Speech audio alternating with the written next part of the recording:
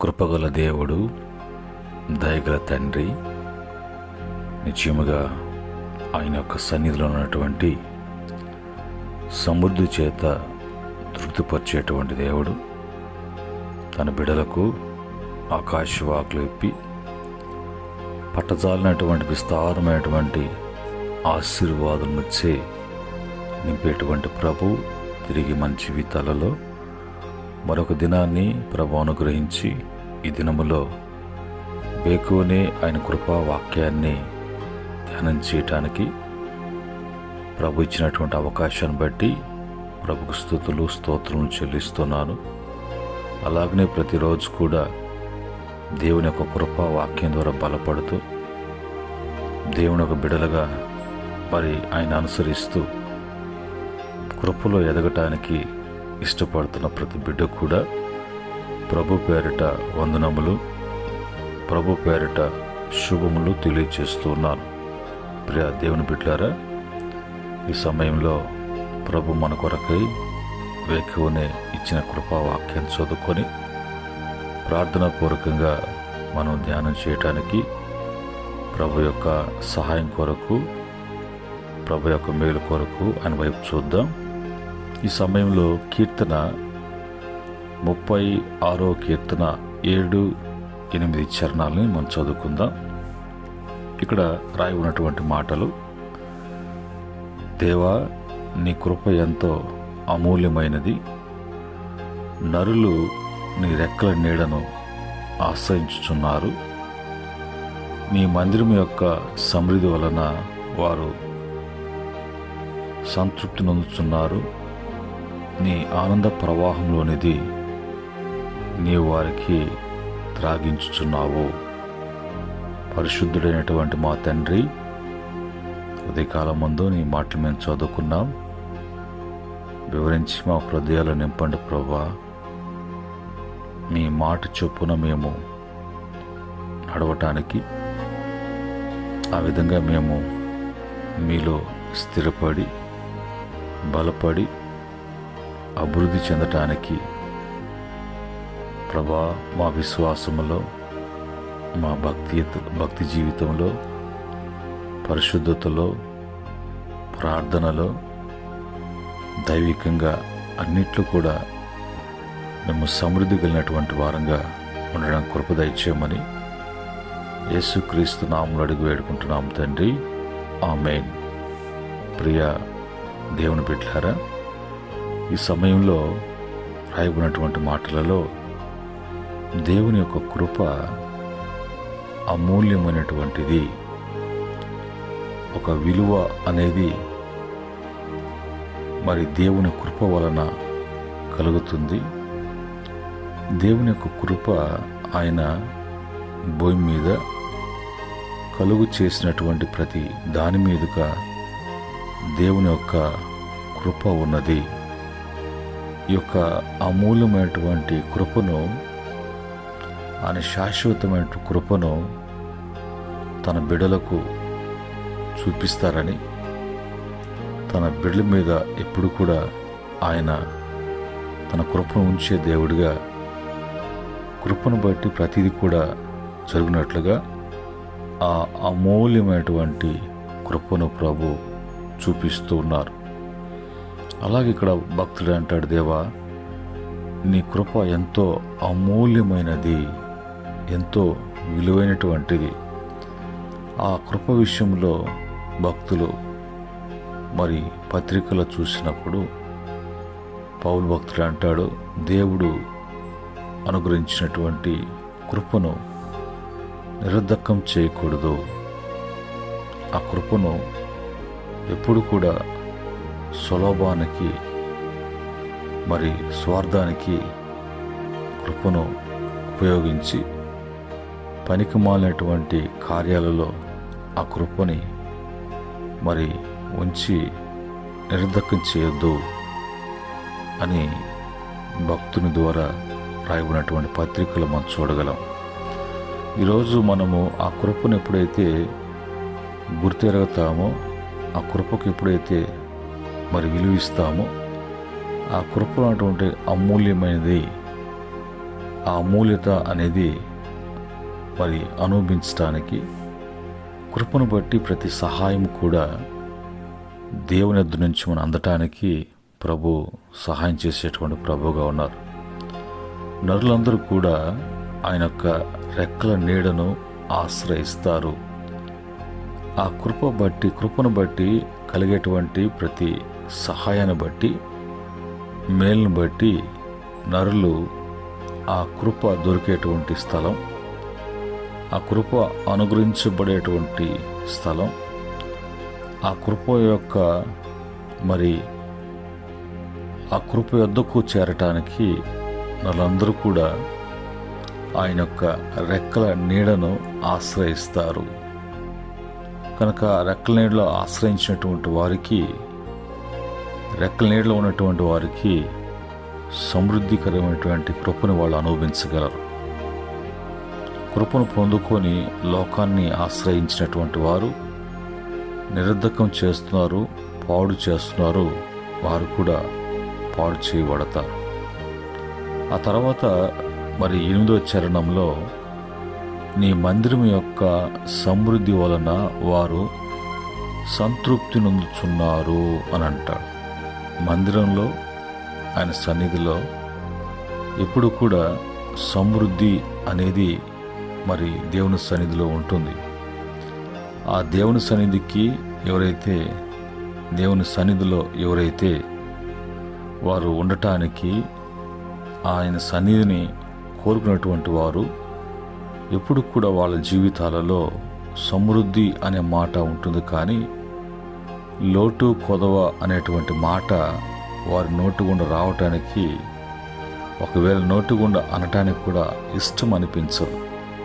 కొన్ని సందర్భాలలో దేవుని కృపను బట్టి సమృద్ధిని, సంతృప్తిని కలిగి మరి దేవుడిచ్చేటువంటి ఆనందాన్ని, సంతోషాన్ని అనుభవిస్తూ లోకానికి వాళ్ళు మరి ఆ సమృద్ధిని గురించి, ఆ సంతృప్తిని గురించి, ఆ ఆనందాన్ని గురించి, ఆయన సన్నిధిలో ఉన్నటువంటి, ఆయన ఆశ్రయించినటువంటి రెక్కల నీళ్ళలో ఉన్నటువంటి కృపను బట్టి మేము ఇలా ఉన్నాము అనే మాట అనటానికి వాళ్ళు ఇష్టపడరు. అలాగా చెప్తే వాళ్ళకి ఏదో అయిపోతుంది అన్నట్టుగా తమ యొక్క విషయాలు బయట చెప్పుకున్నప్పుడు మరి ఇతరుల ఒక నోళ్ళలో పడతాము, వారి కళలో పడతాము అన్నట్టుగా ఒక నామకార్థమైనటువంటి క్రైస్తవ జీవితాన్ని జీవిస్తూ అలాంటి ఆచారాల బలహీనతలు ఉంటూ ఎదుగు బొదుగు లేకుండా గిట్టకబారిపోయినటువంటి పరిస్థితికి మారిపోతారు. అలాగా ఎన్నడూ కూడా మనం ఉండకూడదు. ఆయన మందిరంలో ఉన్నటువంటి సమృద్ధి, ఆయన మందిరంకు వచ్చేటువంటి వారికి, ఆయన సన్నిధిని కోరుకునేటువంటి వారికి ఆ సమృద్ధితో తృప్తిపరచడమే కాకుండా ఆయన యొక్క ఆనంద ప్రవాహంలోనిది వారికి తాగిస్తారు. ప్రవాహము అంటే అది పొంగి పొర్లేటువంటిది.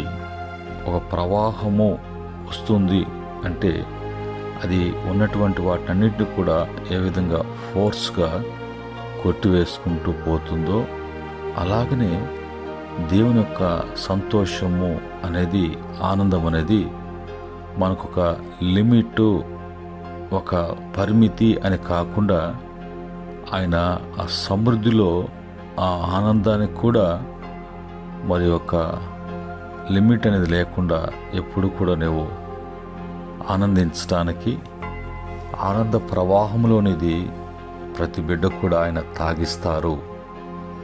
ఇది ప్రభు యొక్క సన్నిధిలో, ప్రభు యొక్క రెక్కల నీడలో, ప్రభు యొక్క కృపలో, ప్రభు యొక్క ఆనంద ప్రవాహములో తన భక్తులకు లభించేటువంటి, తన భక్తులకు దొరికేటువంటి, తన భక్తులు అనుభవించేటువంటి అనుభవాలు అలాగా ఉంటాయి. కనుక ఈరోజు మనం ఈ మాటలను బట్టి మరి సమృద్ధి వలన తృప్తి అనేటువంటిది తెలుసుకోవటానికి, సమృద్ధి అనే పదానికి సమృద్ధిగా ఉండడం, సంపద, ఐశ్వర్యము, పరిపూర్ణము, ఆ తర్వాత మరి పుష్కలము, మరి సమృద్ధిగా ఉండేటువంటి స్థితి అని పలు విధములైనటువంటి అర్థాలు పలికేటువంటి భావము సమృద్ధిలో ఉన్నది. ఈ యొక్క ఐశ్వర్యం కావచ్చు, పరిపూర్ణత కావచ్చు, పుష్కలము కావచ్చు, మరి అన్ని అపారమైనటువంటివిగా ఉండొచ్చు. ఇది ఏదైనా కూడా ఇది దేవుడు అనుగ్రహం వలన ఒకరు అవన్నీ కలిగి ఉంటారు. కానీ దేవుని అనుగ్రహం లేకుండా ఎవరు కూడా ఈ సమృద్ధికరమైనటువంటి తృప్తిలోకి ఎవరు కూడా ప్రవేశించలేరు. అది మనం తెలుసుకొని ఎప్పుడు కూడా మనము ఆయన్ని ఆశ్రయించేటువంటి వారముగా, అమూల్యమైన కృపను కలిగినటువంటి వారముగా, ఆయన మందిరంలో ఉన్నటువంటి సన్నిధిలో ఉన్నటువంటి సమృద్ధిని, సంతృప్తిని మనం విడిచిపెట్టుకోకుండా, దూరం చేసుకోకుండా, ఆయన యొక్క ఆనంద ప్రవాహంలోనిది త్రాగిస్తూ ఉన్నప్పుడు, నింపుతూ ఉన్నప్పుడు, అది మనలోకి వస్తూ ఉన్నప్పుడు మన జీవితాలు, మన కుటుంబాలు ఏ విధంగా మరి అభివృద్ధి చెందుతాయో, ఏ యొక్క స్థితిలోకి తీసుకువెళ్తాడో అనేది ఆ అనుభవంలోకి వచ్చినప్పుడు, ఆ క్రమములో మనం వచ్చినప్పుడు వాటి విషయాలు అర్థమవుతాయి. ఈరోజు మరి బైబిల్లో నుంచి ఈ యొక్క సమృద్ధిని గురించి కొన్ని మాటలు మనం తెలుసుకోవటానికి ప్రభు సన్నిధిలో మనము సిద్ధపడదాం. కీర్తన 103వ కీర్తన 8వ చరణంలో ఉన్నటువంటి మాట, యెహోవా దయా దాక్షిణ్య పూర్ణుడు, దీర్ఘశాంతుడు, కృపా సమృద్ధి గలవాడు. ఈ యొక్క సమృద్ధినిచ్చేటువంటి, తృప్తిపరిచేటువంటిది అది దేవుని వలన. ఎందుకంటే దేవుడు దయా దాక్షిణ్య పూర్ణుడు, మరి దీర్ఘశాంతుడు, కృపా సమృద్ధి కలవాడు. ఆయన ఒక కృపా సమృద్ధిలో నుంచి ఇవ్వటానికి ఆయన దయాదాక్షిణ్య పూర్ణుడు. మన జీవితాల్లో అవి మనకు దక్కటానికి మన పట్ల ఆయన దీర్ఘశాంతముతో ప్రభు ఆ కార్యాలు జరిగిస్తారు. కనుక ఇది మనం ఎన్నడూ కూడా మర్చిపోకూడదు. అది దేవుని వల్లనే సాధ్యం అనేది.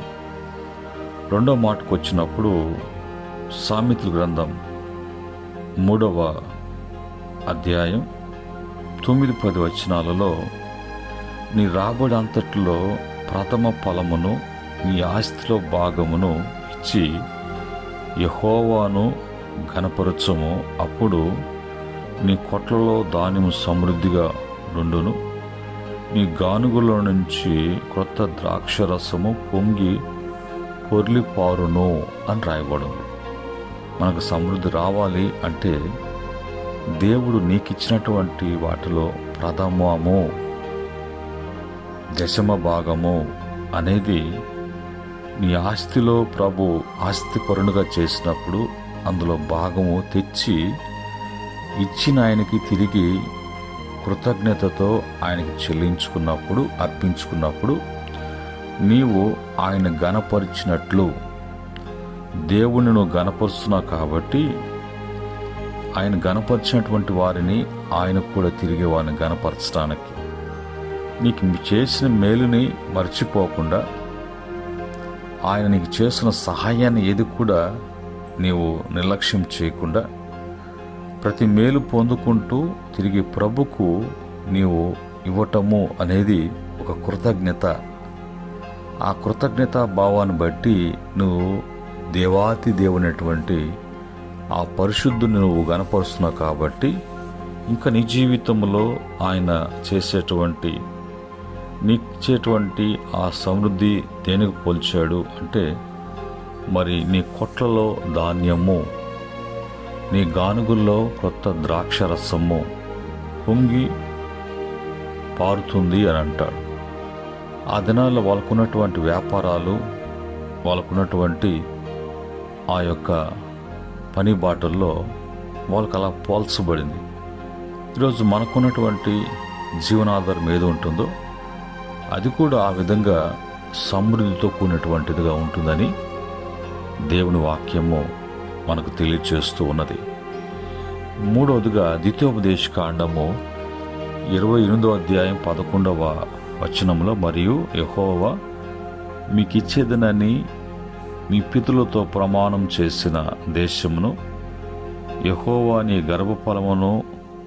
గర్భఫల విషయములోను, నీ పశువుల విషయములోను, నీ నేల పంట విషయంలోను నీకు సమృద్ధిగా మేలు కలుగు చేయను.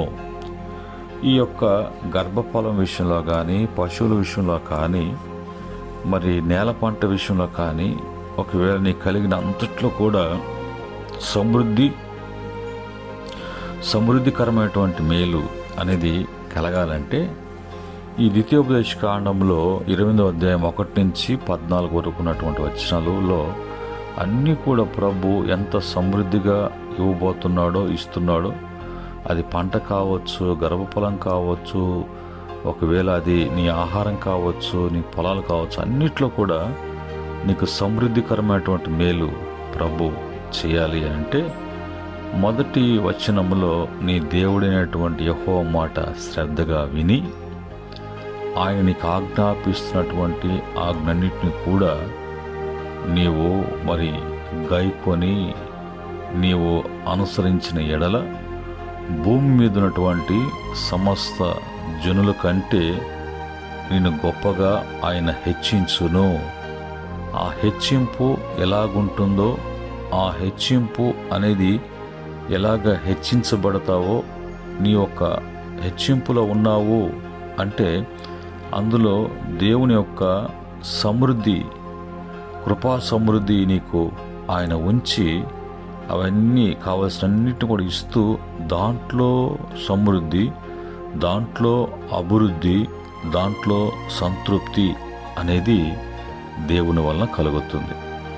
ఈ యొక్క వాక్యం చెప్పినటువంటి క్రమములో, వాక్యపు కోణములో మనం దృష్టి ఉంచి ఆ కోణంలో చూస్తూ ముందుకు సాగేటువంటి వారంగా ఉండాలి. కానీ ఇవన్నీ విడిచిపెట్టి ఇవన్నీ కూడా నా ఒంటికి పట్టవు, ఇవన్నీ చేయాలంటే నా వల్ల కాదు, నాకు అనుకున్న విధములో, నాకు ఆలోచించినటువంటి ఆలోచనలో, నా శరీరానికి అనుకూలమైనటువంటి వాటినైతే చేయగలను అని అంటే ఎన్నడూ కూడా నీ జీవితంలో నీవు యొక్క సమృద్ధి కానీ, సంతృప్తి కానీ, ఇలాంటి ఆనందాలు కానీ, అభివృద్ధి కానీ నువ్వు చూడలేవు.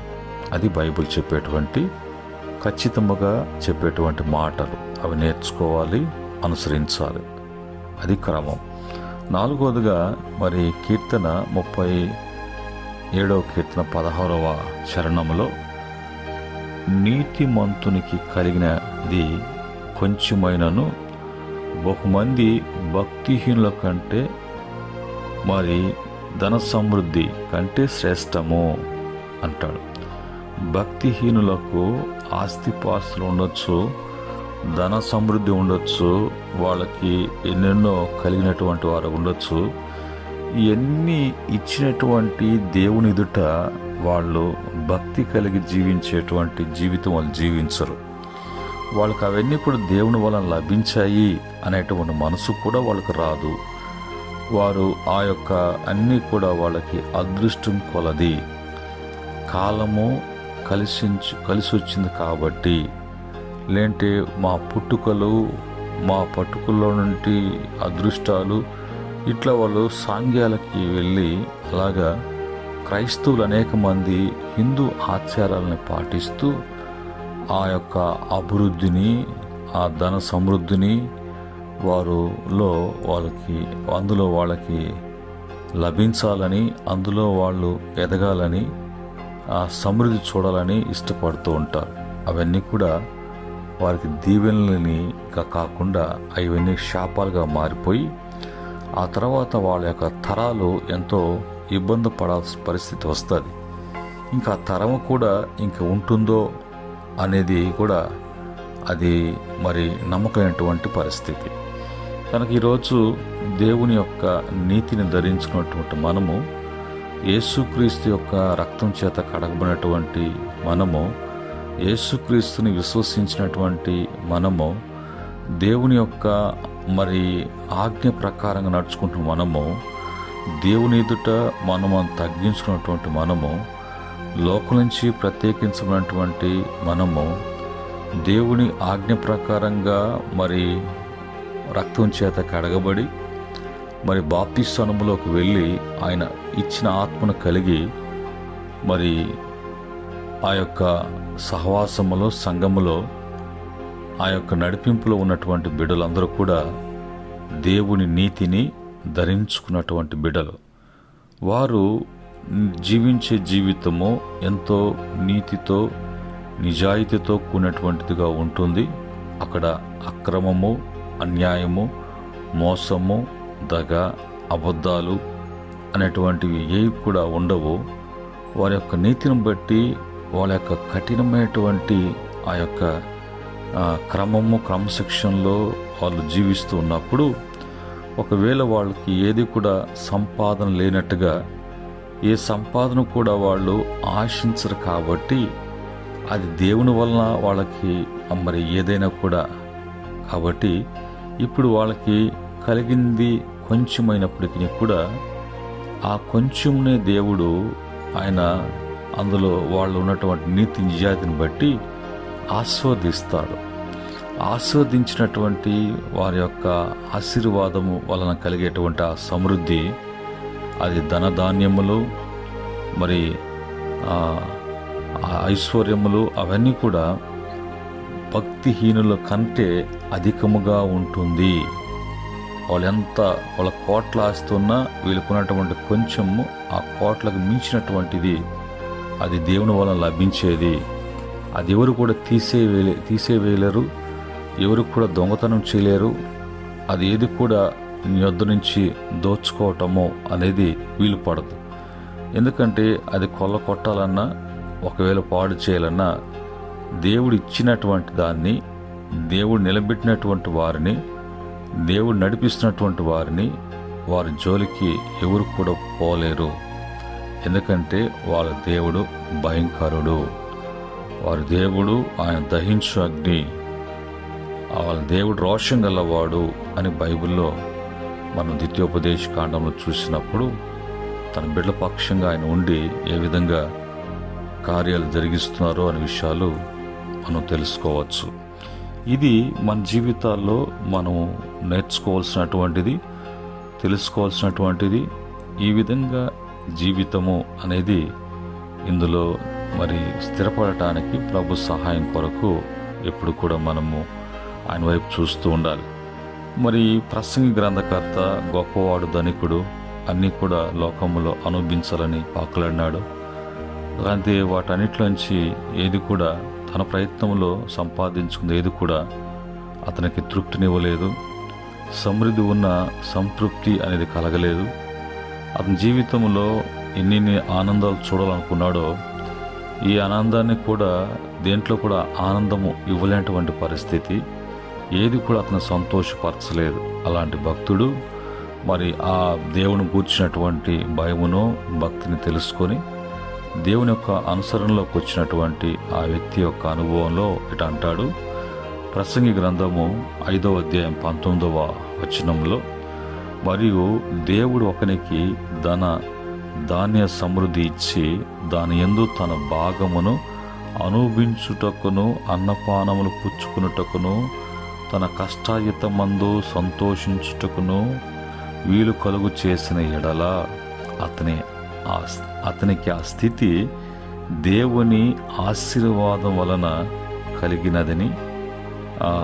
కలిగినదనుకోవాలను అని రాయబడింది.